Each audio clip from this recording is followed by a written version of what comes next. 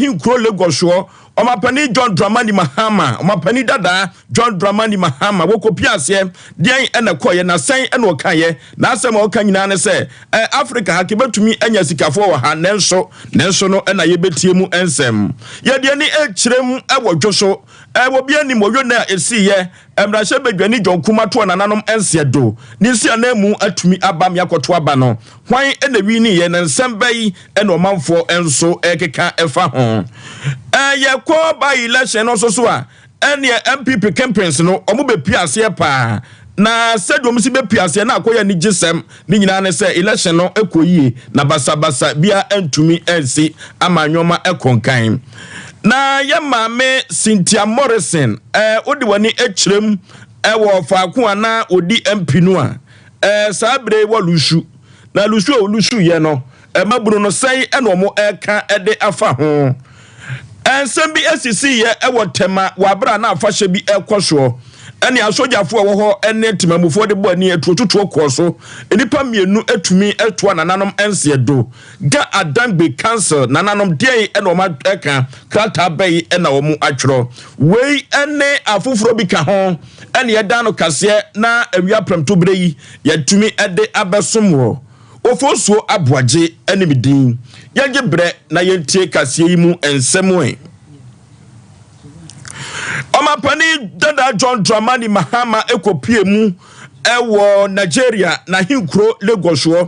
na Afro Heritage Conference ekoso no ene odofo eswani ensekache papa yi omobo na baso pa na baso bodie ni mu no ena omoka senti omobo na baso no se wohwe emfie pinu ene aduenu aba ya to ye no a ekwanya papa yi efa so na wo handi over na wo jemu no na efeyi papa ifrisa asem no bi ekopiepiem ewo kwotro ene abasobodie pi ene omode bo no ni senti no omohye na nimonyam anya asem keto akora na enumu ena odina sumpie ni apaso wo kasa no ene o se oba Africa bibimem hanu a kayedie wo ha nanso so no se kokoba ne se obi ebia dwuma esanse anya aban no de antino na wo tietiane na so tietiane na chi na ne afaso a wo nyane omafo a wofa omo adwuma na wo tua wo mo ka no se ya na akoya nibiro na ho ya bio untimi entimi enhu na omo adwuma no amana kwa akoya asem foforo na abra wo mapani dada John Dramani Mahama nya akonya na wo kyerɛkyerɛ nsem no sei ene okafa ho. America is a union of 50 states, each having its own economy and its comparative advantages. And so you can move goods from one part of America to another without tariffs. Unfortunately for Africa, for the last so many years, you can't move goods from Ghana to Nigeria without paying customs duties. And that's why I say we're moving in the right direction. The African Continental Free Trade Area, the ECOWAS Trade Liberalization Scheme, are all schemes that will allow our people to have a market of 1.3 billion people instead of 200 and something million people in Nigeria. That would create more creativity for our business people. We must not be afraid for our business people to succeed. We must not be afraid to have rich Africans. Governments must not come and think that because some other government created this business, then we must kill it. And that's part of the problem that we have. We must believe in ourselves. In adversity comes opportunity. It's not, technology is available to be bought. How can you develop as a continent when you can't travel to each other's countries? In the European Union, they don't need a visa to go from Belgium to Scandinavia. In the US, they don't need a visa to go from New York to California. In Africa, we shouldn't need a visa to go from Ghana to Ethiopia. And so we're moving in the right direction. But I think that time is not on our side. We have a growing youthful population that is impatient with the pace of opportunities that we're creating for them. And so we must be moving 2 times faster than we're doing currently. Anoti se ekokobado se omaimu ana se Africa ha se eje ati na nkasa wo so ne nkrofo na wo adwuma omo behwe so ama wo mo a na ne opponent ye no se obi wom na ne nsam ye no okobi adwuma na aban no eku etia no se sayo we ejai wo Africa ha pa de a yebetumi afa ye ntampa de efra omapani dada John Dramani Mahama na yekuti no wo bi anim oyona eboye ewo dwoso abato empasuaso wa bra wo ne monyafo dwonkuma eto nananom ense do no na akoya sefesem akoya abrahosem pa na papa yi wutie na bakosem ene nwuma wahua kaka pa de a ekwa bi so no na ka running mate no eye ato no na wo bi nim de si wo seche jama se amatwene ne atumpan ana papa yi ne bi no sise ne kru no ebi se hwan na de ende eno tino sabre se koyo se ba yo kaka gbran papa yi wato nananom ense do na yakoto aba no se de amamra no enhye ye de to aba no ekire no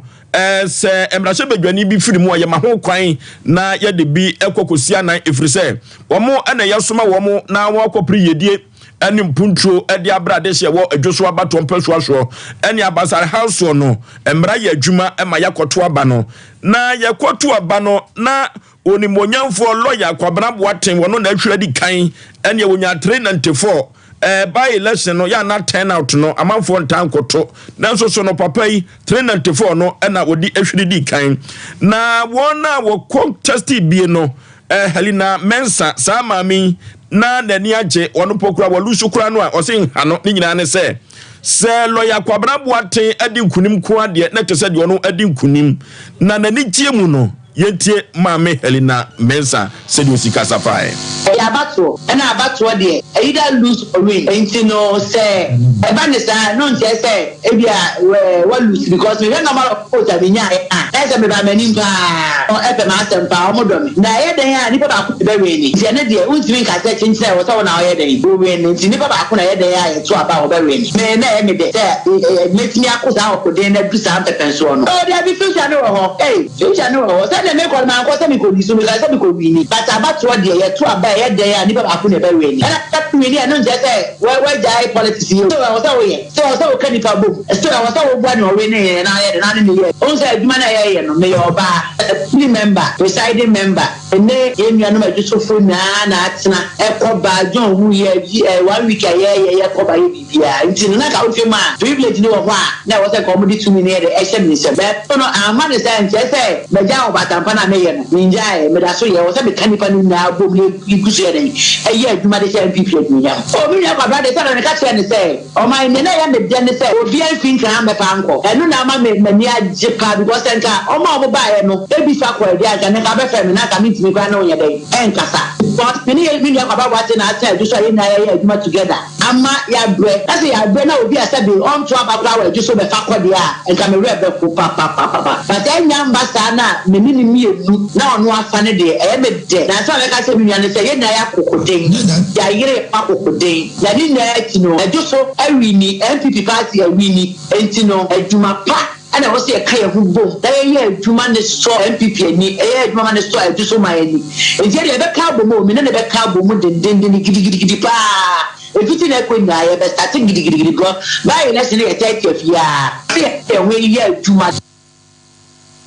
we ye prime minister ya osurukokroko amanyokuo no ne nkrofo a omonya pepa se obekwa akoye mrahye bedwafo ana mrahye bedwani dia ma de hye wodwoso no prime minister no na wo mokoye no no na lawyer kwabra boaten ehwiridi kan a Helena ebona baso no nenu nti no election ankaza de 30th April na by election no ebekoso ewodwoso ama yatumi akonya wonimonyamfo Jonkuma ne nsi anamu na saa dwumadie wei ase no ena wasurukokroko amanyokuo no mitri anya twotwo wuro a wo motai ekuo yachi no omukopiem ewodwoso na efa yie baba second national vice chairman ono ene Mr Dankwa Smith ono so kopie dwumadie na se na sedie enige esikoye no na efa yie baba yenkotie chairman sedie osikasai Never come before you.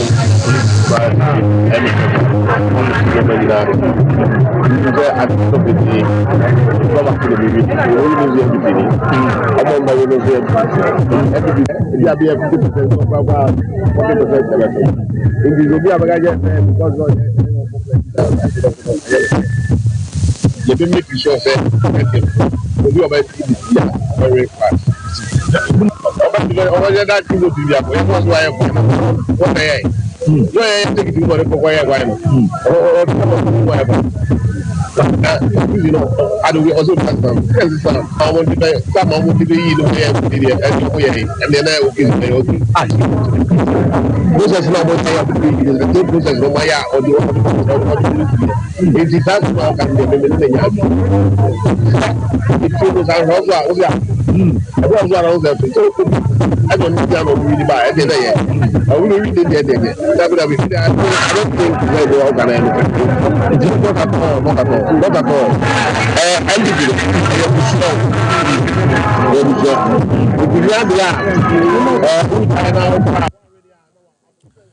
Second National Vice Chairman Emma Washuko Kroko Amanyoko no Mr. Dankwa Smith ne ena yekotie ye no na pani kwankyerefo a okọ elections no so a Elma Osuko Kroko na Director of Elections ono ene Mr. Evans Nimako na asem o kan ye nyina ene se wohwe Prime Minister omoko ye a eden ya bako ene behwiri ade kan anu ti no afutuo awode ebema wo mu nyina ne se praye wi bako anebuo nemom okambo mu emu we no etumi entete odo a omuwo Emma Osuko Kroko amanyokuo no entemo anu ti wo mu nyina nkamom sede be ya efie pinu ene aduenu enan no aba kase aye kwakokoto no na yatumi ade abreki 8 no yema ye focus no enkoho ye nsa ebebo yiye papa Evans Nimako afutu awode ma wo mu ensuoni. We are all witnesses to what is happening here. The environment has been very calm. The police are in charge in terms of ensuring that there's order. The EC is so much on top of its work. Our delegates are voting just as 10:20. We are expecting to have almost all the delegates on the register to come cast their vote for us to have our new candidate that will sponsor the election come April 30. So it's a nice environment. We're hoping that this exercise will end with victory for the new patriotic party, victory for the Ejusu constituency, and look forward to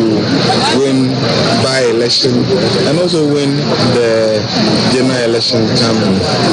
December 7, 2020. I say yes, so far behind me is seat provided for the 9 prospective candidates. They've complied, they've collaborated very well with us. And as a party, we've provided the level playing field for all the candidates. And so the party appreciate that we are not in good times in the constituency. We've lost our dear brother, and in our bid to find a replacement, it should be done in a very quiet and peaceful manner. So that's exactly what is happening here. If anybody has an issue, there are levels of submission of concerns. You saw how the police and the EC intervened, and I'm happy it remains accusation. There is no item of truth with somebody voting more than one. If we check from the 2 voting centers, 10:30, 10:20, we have about 95 for each of the centers. It's impossible for any of the delegates to be issued more than one ballot. More than. Director of Elections Emma Washuko Kroko Amanyoko ni Evans Nimako ena yekotie ye no na ye wompo anu de ene anwemu a ena ye begira ebedware ye da so ewo Washuko Kroko Amanyoko ne Prime Minister na wendie ye de ani ekirem ewo gomua aguna afam ho na ye maame a wono ena sabrei no se ye kase ye wo mrahye bedwani a na eno eye Cynthia Morrison ewo Aguna West na mami wadi nchopa na bema beye bi wa mama ye ni nyina mami Cynthia abra wo betena konwa nsuo no ene ye ko general election a sadia mami wotimi apulu election na say vote ede ma Washuko Kroko Amanyokuo no na enya asam keto akra na nso so no adesia wo Aguna kire say enya ho no mo hwe akonwa no wadi bia so ene ye mami ye ko Prime Minister 152 when wonya ye ena Christopher Arthur ono so nya 240 eno ena wode ahwima konwa yi ede afri Cynthia Morrison ensemu a akoya asam foforo kra na ekwan a akonya ifa so efiri maami nsa no aya amanfo bi ede aya amanfo bi eya na akwa dede yaya na emaburo no se yo mani gi a mum yekohwe bi omure hososo a yekoti bi ho she o mo bra papa nka o wi ni ta ye je bra te o mo bra papa nka o wi ni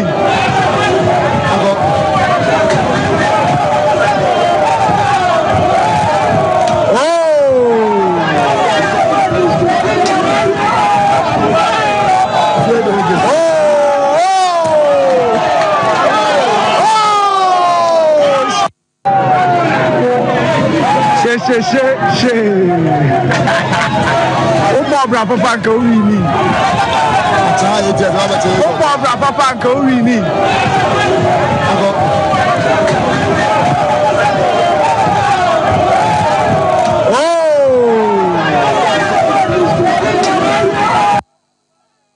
eno akwa ye awrahosem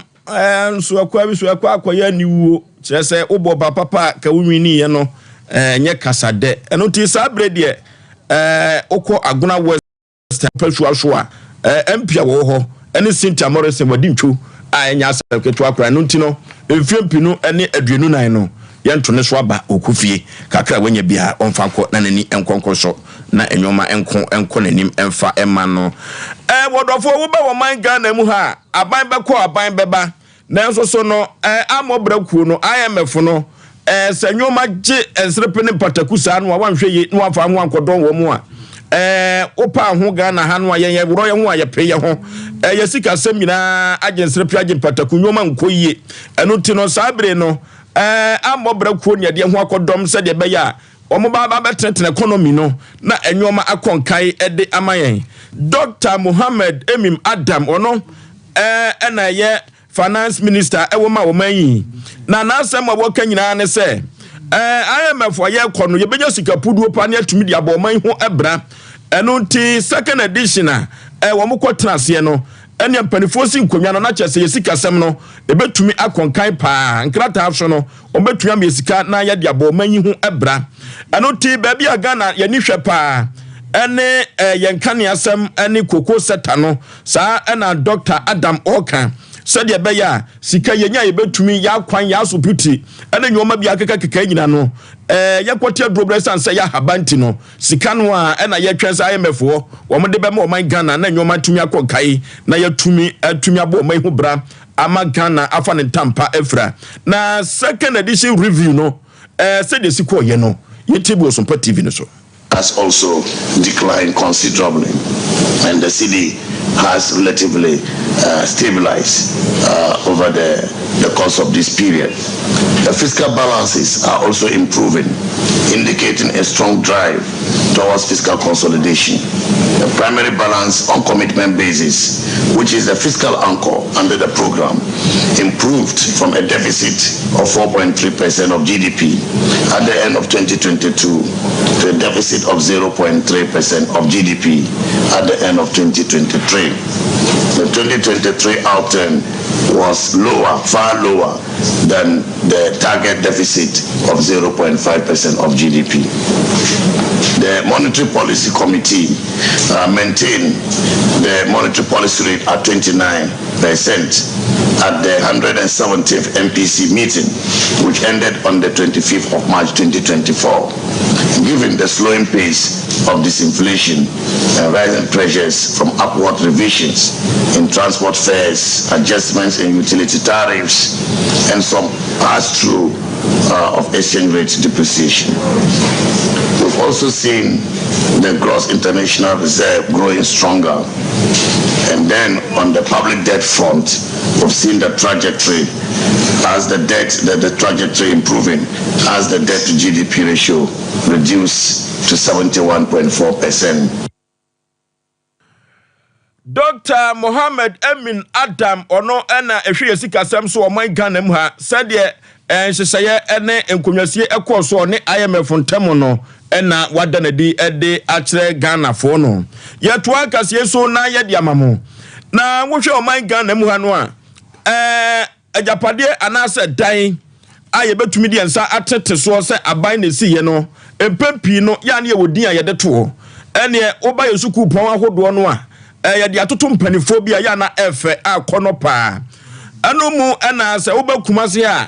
ye suku pon ba ko ye de to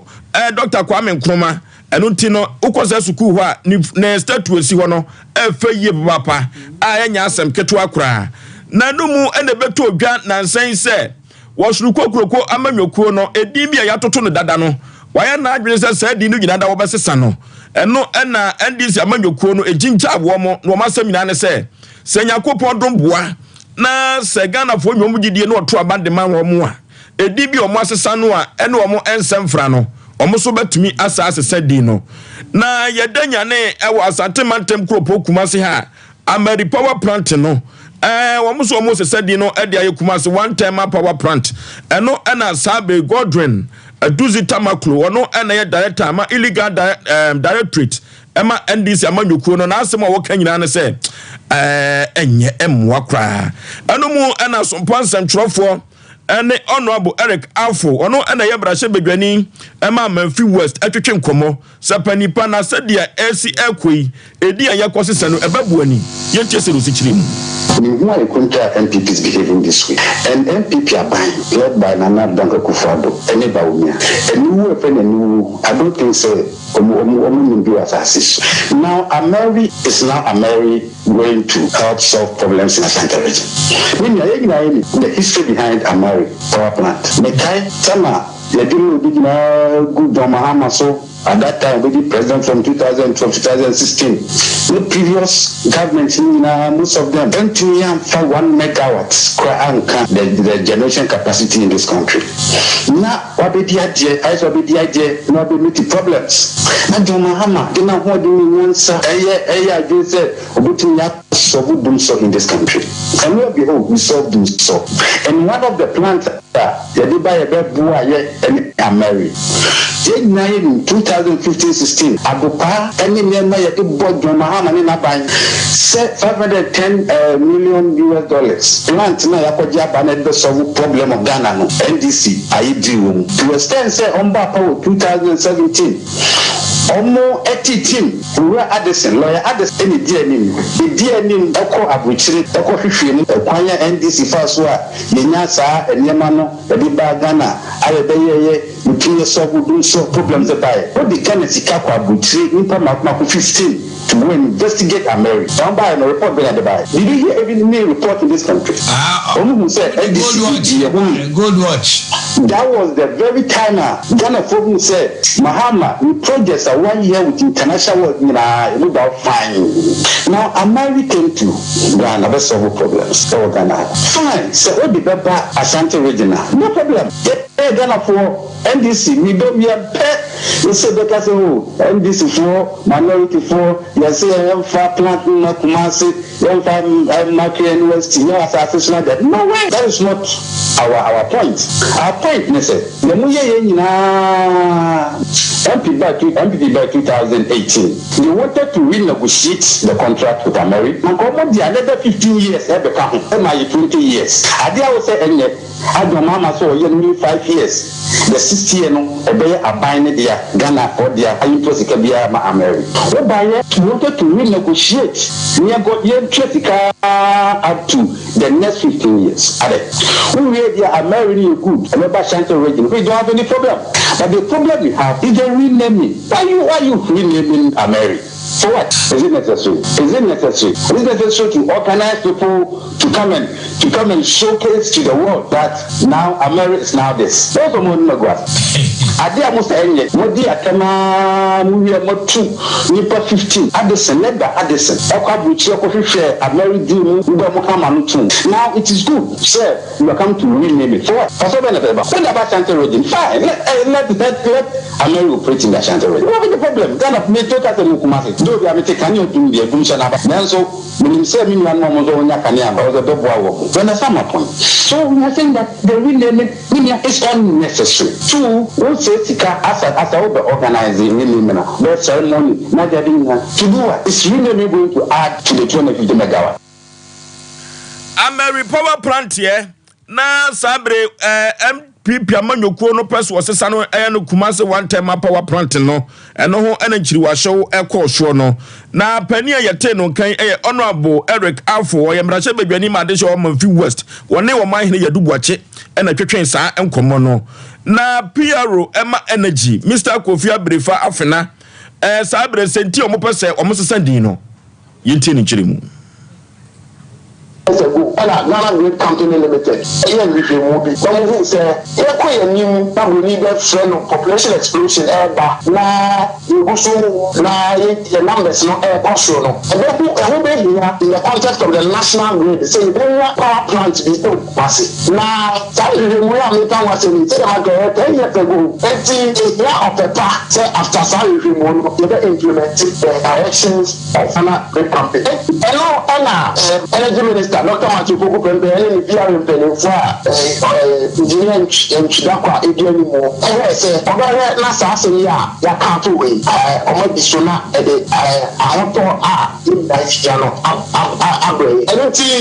2022, Ella, American power plant. We are said American, Budia, Obiaka, Okuma, power plant, your contracting, and won't send the grade. 2022, Ella, build own operate and transfer agreement between America, Middle East to follow any government of Ghana no every. The very not just say plants no abandon Ghana there complete. America the Accra, the Nubia entry. It is America the America say one of the serious national assets that is used to the benefits of the government. I buy transfer and after I buy any asset we BRA. BRA share last year share also energy minister Dr. Matthew Koko Pembe for His Excellency the President, the necessary brief. Yesterday, I said, Sir, I sent you a cartoon 10 years ago. I say, Ella, Yame, and as I've been ready for my said, you better lay the upper. You remember, so they are let Kumase, it's a whole lot to share, Periphone, Komo, Otu, and so, Emma, here University, Emma, as I say, Emma, woman, so say, you never be a power plant, no, everybody see. It's the transported power plant, no, from the Biale Western region, Emma, I want to took one, Periphone, that's some of them. We are from Kofa, I will be a figure, house engineer, Ghana for. Once again, the testament of MPP government. You believe in local content, in local capacity. The Ghana for young guys in which I into 2 video go share baby. I say, the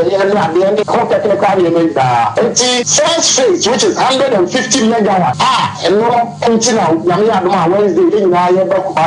ready. I am ready. Now, passing Kali and some big class over no for holy so young for sure. About that, let's say it will be low voltage and our stability issues. About what now, Italiano, a bit Jirasso, now, pressure, about brass, Santimemo, and all the head voices here say, about and Wednesday, His Excellency the President, Robert Biano. Kasamafo Emma Energy, Mr. Kofi Abrefa Afena, ena yekoti no se aba wo mamu na ye ka fa anwo dia se fa anwo no se ebo no eba na ye ne ababa batumu a na ne aka bibia na dwumadi a ye di no man Ghana bia no na bibia abo ekokosoro na sabre no April 1st pricing window no say ena ebo a ededa fa anwo so no esi ekro se de esi ekosoro na empo eba fom ana se ye ko adwaman so asen ena bo no ebesi akọ ena empo kura no se aban no kọtọ no de ba o man Ghana mu a sen ena obetumi de agye amatemamufo enso eho atumi anha wo mo Adam Jakubu oye senior fellow Emma Institute of Energy Security wo churches ansem we mu se de be ya ebeto amanfo asum fan na bo afan wo no ye de beto totoro no watumi amanyoma akonkan yeko na yekotie se de anyoma tikoye. In the first pricing window for April 2024, it would be observed that the regulator of the downstream petroleum sector, the MPA, did put out some directives which saw oil marketing companies adjust prices twice within the pricing window in most instances. Also, as a result of international market activities that have seen prices of refined petroleum products surge since the end of March, and also the domestic performance of the Ghana cedi has continued to depreciate and affecting the performance of local currency, which is the Ghana cedi. International activities on the market has seen crude oil prices enter into the $90 range per barrel. As a result, we are seeing some trickle-down effects on the refined fuels market, where you would see that the price of gasoline has inched up to about by some 7.27%. However, gas oil prices has also done some marginal 0.69%. An interesting change that we are also observing is some 17.26% of LPG price fall in the last pricing window. Following recent geopolitical tensions that we are seeing in the Middle East, that have adverse impacts on the performance of crude and eventually refined product. Also, the Ghana cedi in the last pricing window didn't do so well, losing some 2.43% of its value against the United States dollar. And the new directives of both reintroduction of the price stabilization levy and also introduction of a price floor by the MPA to regulate activities within the downstream petroleum sector. Sabre yankon humano show na Mr. Samson Ade ono a senior research fellow Emma Kopek yana no kwatwetwe nkomo April 1st pricing window no said isiko ye panipa what me kan me mo ha schedule so bibia boko de no ye na mo so dia ka ni pani bebusa say first pricing window no say na enwoma esiko ye wadaroma. Yo, Mamintia or T4 VA. Osha, a first pricing window now, you have to petrol more by 4%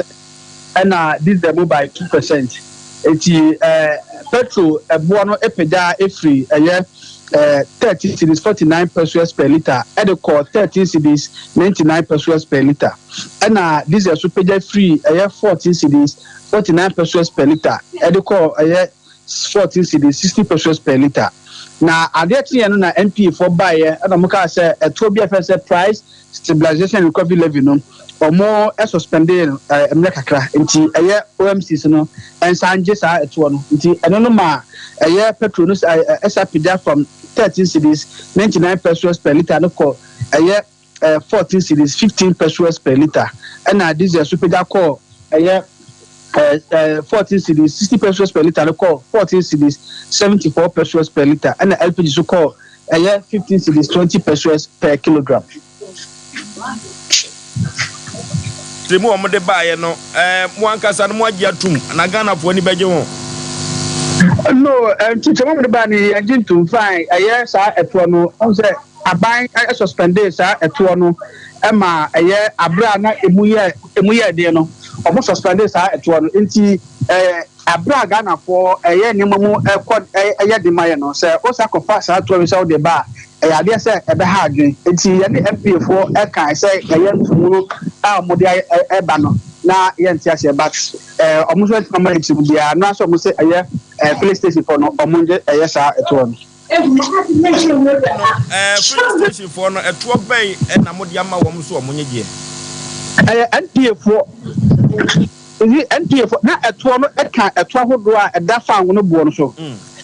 na abra petrol bo cost 2020 honum no abanye se sa to no sa dia ye yito no ana se ya suspend ne die no nti mo monje iti e mo mujaye iti mujaye na ma ye fa no so te kakra na sa to no kwa na ye to a ye to se ye fa no bo cost odwa so a na ye yi sa foto ni bi na e dia so ya sin kakra amebo na ba fam ti suspend ye no ema ebo so ba e ba fam kakra nti abra first pricing window ni ba ya ya tumu wie no na NPA for sa de ba ma ebo ade tie no asa ye nje no omonje sa to na ade tie ebo no sa pija e fit sa 13 cedis 99 pesos no call 14 cedis 50 pesos per liter e de ma petrol na 14 cedis 60 pesos per diesel so pija com 14 cedis 74 pesos per liter for diesel. sesia no sabu epaja egusu epaja yi adoba fo so etoto omo kasika nimu a eye normal menka say enka eye normal but ye no mo ka patch say eye omunya botre na de say ma apatch no so aye de ye say me no ka say ya eye na watchu we enko na wie ye fa ngo bo betima sa akosoro na watchu ya wie ye yes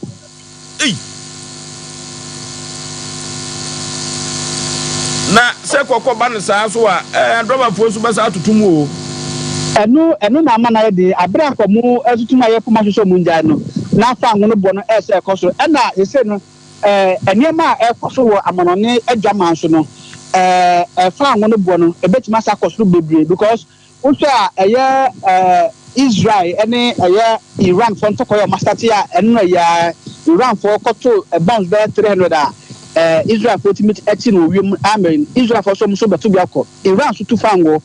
wo honum na ibabia eye puno honum so no hon eye the Russian ke hon yetia ye the fango fra manone ba hon the fa say Iran for no so no tutrafo na honum na ko say ye the fango ship ne ba na yakoto ship no so ne ya sizi ba ne nkọ enti ye say this ye the kwa nwan baby e kwa senti ye de nwan nyina so na ka ne bi beka enti na me no ka say no fango no anko ne dwama so $90 per barrel and the city no so more than a corner for me say city kokodu be 14 cities it is a city so a dwama so koso na city na ke betima boa amaka boa no so time dra bi ejina no so entimi mbo no homoden na che no so koso a na say ye entumu no beba na entumu beba so no enye entumu ko to be entumu kase fi second price window ko romu ko enko si first price window of May say bibia say bibia ti ba na sa Israel any Hamas twa metwi koso de a enye adwama so fa ngo no bodo koso fa he bedu $100 per barrel na du so de a susu sanso ma yet me mpo so be kese na eduru ba bi akopek se adobafo eye nhyehyeye so obeto kasika mu a ya na modem ho jim kakra yes aya ya de ho jim because ya homa consumers no nti ade bia ebema consumers for no hato mo no eno na ye na ye no mo ye nhyehyeye a mo susu de mo habeto spare parts we na fa ngo no nti se fa ngo no bo no susu abra no mo ye nhyehyeye na opo ma to say fa ngo no bo so kwa na ekosoro na ma apart no ase o kwa no ntimi mpa because ade a mo kasa no nti o yes mo nya botre ebetima ye yie aba tutu ne ma na se ekosoro a na ama akwese omo no omo tu mo so mutu no justifiable panipa wo bi anim se ye ka se fa ngo kosoro na kasika ye betutu mu a GPRTU no edi mu titiman obeye hyehyese ye beto kasika mu na panifo ko hia ye no omo ansi na ye bia se kasika no ye betutu mu na empokura no die ne kosi ya ma droba fo so kura so pese omo tutu mu ade ba ko a ye mistake ho ye se I think say an connected no na driver union nyina ba ko na GPRTU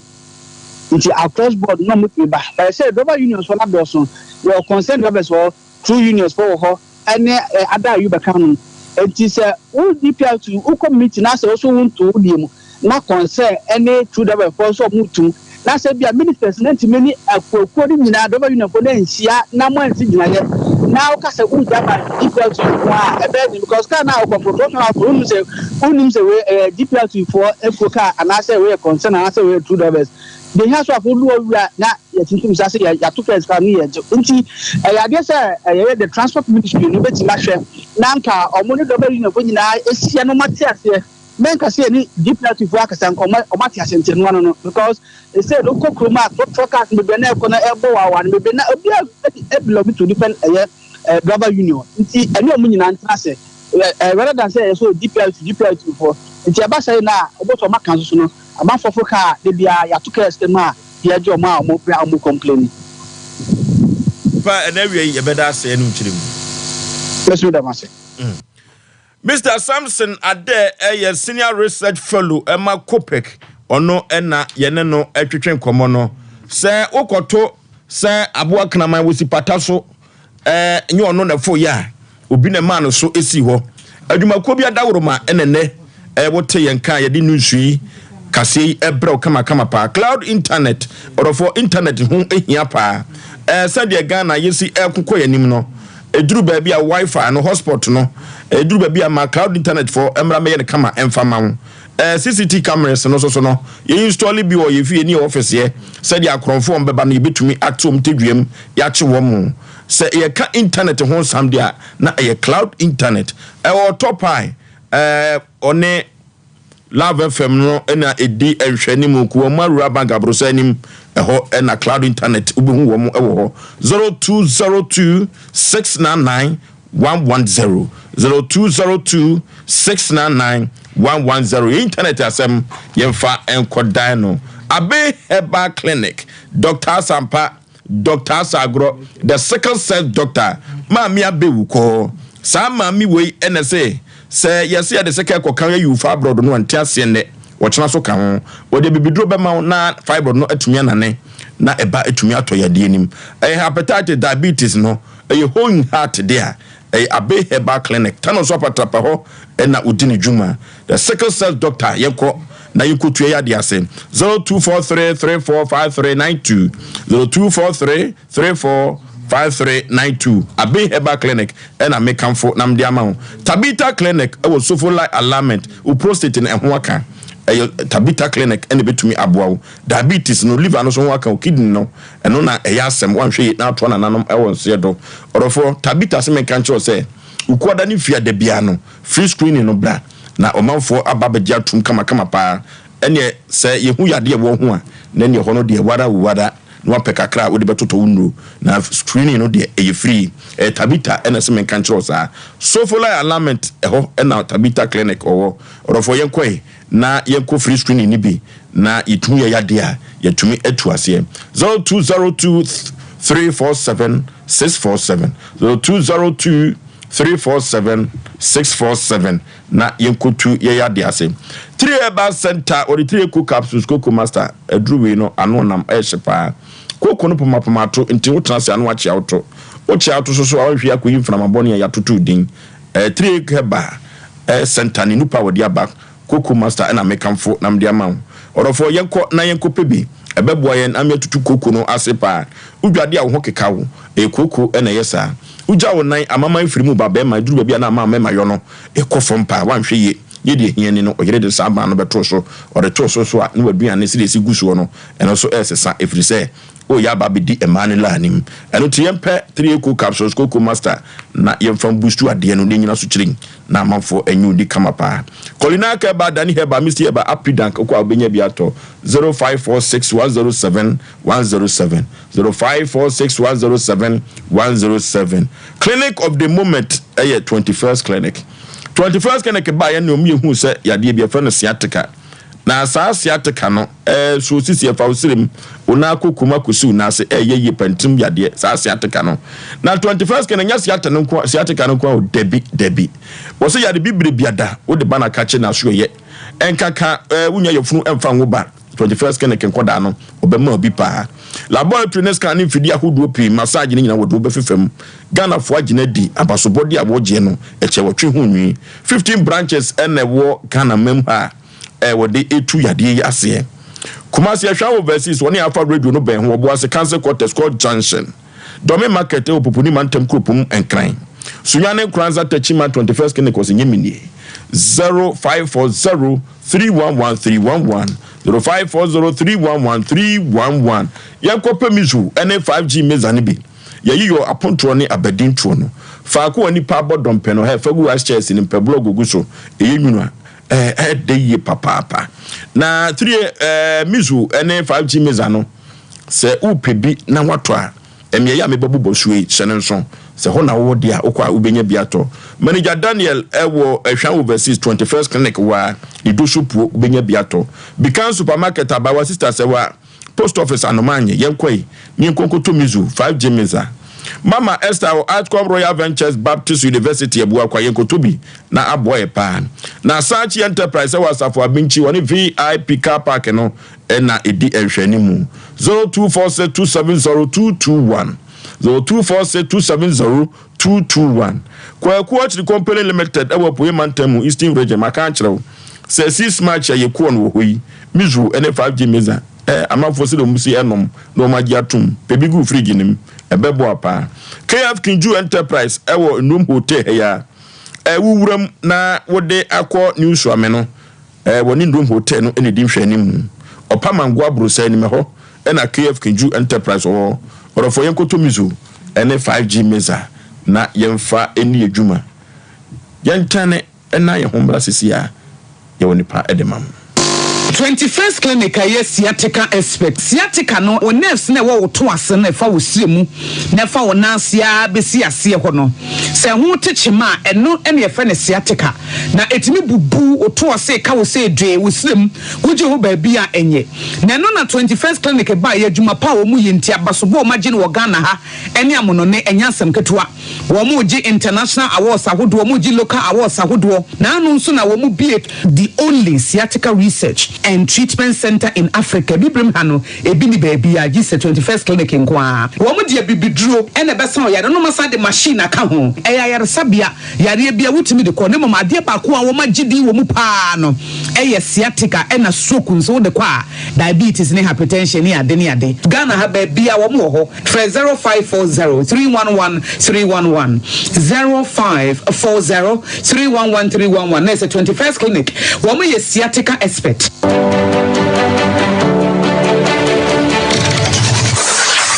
Introducing Mixer 5G Sparkling Drink, a whole new refreshment in a can. Mixer 5G is a tasty non-alcoholic drink. It is a perfect companion for all your events, including parties, weddings, and funerals. It is made with green tea, ginseng, guarana, grapes, and grapefruit. Get refreshed with Mixer 5G Sparkling Drink. For bulk purchases, contact 0246 270 221. This advert is FDA approved.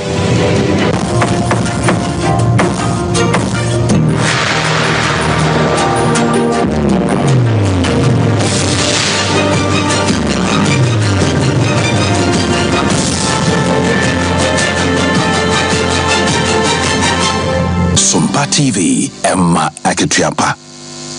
Yamahwefo ne atiefo nyina akwa babiem eba awiaprem tobre kase so Sompa TV ene Sompa 93.1 ena ugusu abohwe na wutie no yento akase ne so na yemfa emamo yede ni echirem ewo temane ne potamu na afahye bi ekwohwo a nananom ede ekai